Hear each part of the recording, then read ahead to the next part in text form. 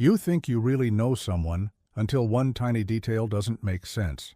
Not a big lie, not something obvious, just a small crack that shouldn't be there. And once you notice it, you can't unsee it. Because what if I told you that some people don't just lie once? They build entire lives on lies. Two identities, two worlds, two completely different versions of themselves. And the scariest part? The people closest to them never see it coming until it's already too late. It started like any normal story, a quiet neighborhood, clean streets, the kind of place where nothing unusual ever seems to happen. He was known as calm, polite, reliable, the kind of guy who waved at neighbors, held doors open, smiled just enough to seem friendly, but never enough to invite questions. People trusted him without thinking twice. That's how it always begins. He had a routine, every single day, almost perfectly the same. He left the house early, dressed neatly, always in a hurry but never rushed. He told everyone he worked in a demanding field. Long hours, irregular shifts. That explained the late nights, the missed calls, the times he couldn't be reached. It all made sense, or at least it seemed like it did. At home, he played his role perfectly. Caring partner, responsible, quiet but present. He remembered birthdays, paid bills on time, fixed small things around the house. Nothing flashy, nothing suspicious, just enough to blend in.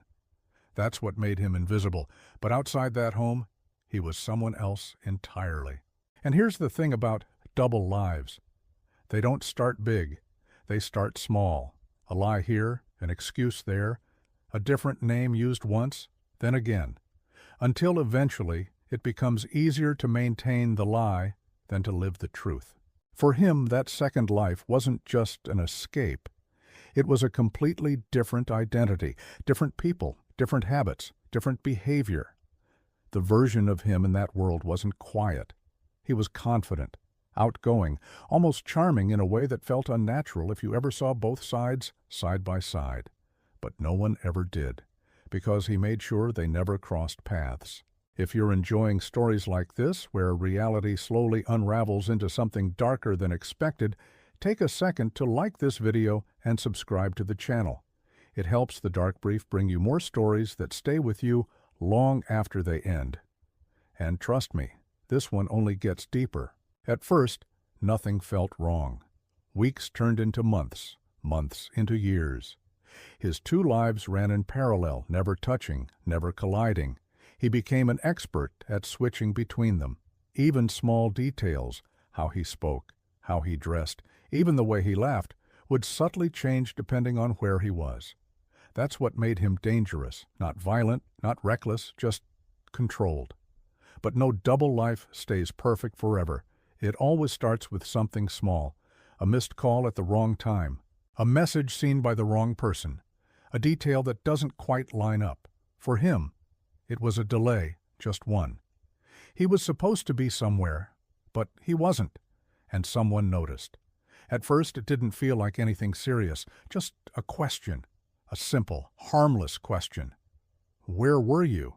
And he answered it, smoothly, confidently, like he always did. But something about his answer didn't sit right. You see, when someone lies for a long time, they get really good at it. But even the best liars can't control everything: tone, timing, body language. There's always something just slightly off. And that's all it takes. From that moment on, things began to shift. Not dramatically, not suddenly, just small changes, more questions, longer pauses before answers, tiny inconsistencies that began to stack up. At first, he managed to cover them, adjust the story, patch the gaps.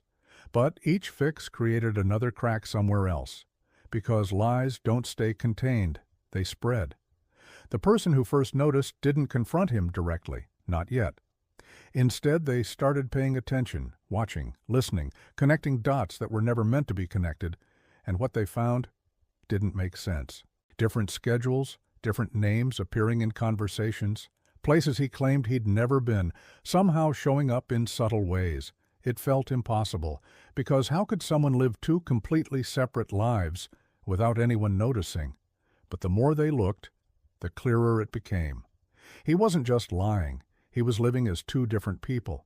At this point, Things could have gone one of two ways. He could have stopped, come clean, end the second life before it grew any bigger. But people like him don't stop, because by then, the second life isn't just a lie, it's who they've become.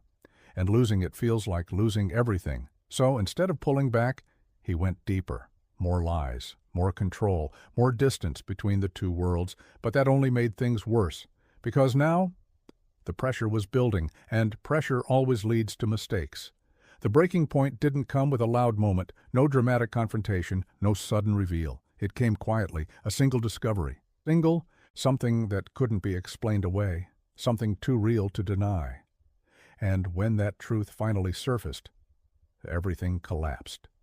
The version of him that people trusted disappeared instantly, and what was left behind felt like a stranger. The people closest to him weren't just shocked, they were confused, because they didn't just lose trust in him, they lost trust in their own judgment. How did we not see this? That question echoed louder than anything else. And the truth is, they weren't supposed to see it. That's the terrifying part. Because people who live double lives don't act suspicious. They act normal, too normal, carefully, deliberately normal. That's how they survive. But once the illusion breaks, everything looks different. Every memory, every conversation, every small moment that once felt ordinary suddenly feels staged, planned, calculated. And that realization is what hurts the most, because it means the person you thought you knew was never really there. In the aftermath, details began to surface. More than anyone expected, the second life wasn't just different, it was deeper, more complex, more intentional. It wasn't built overnight, it was crafted over years. And by the time it was exposed, it was already too late to undo the damage. Relationships were shattered, trust was gone. And the truth couldn't fix anything, because some things, once broken, don't go back to the way they were. But here's the part that stays with you. He didn't look like someone living a lie. He didn't act like it either. And that's what makes stories like this so unsettling, because it makes you wonder, how many people around us are hiding something we'd never expect? How many smiles are real? How many stories are true? And how many lives are quietly split in two? Before this story ends, I want you to think about something. If you noticed even a small inconsistency in someone's life, would you question it or would you ignore it? Because everything else seems normal. Let me know in the comments. I read them all, and your perspective might be featured in the next story. And if this story made you feel something, curiosity, shock, or even doubt, share it with someone who loves dark, real-life mysteries. Because sometimes the scariest stories aren't about monsters, they're about people and the secrets they hide in plain sight.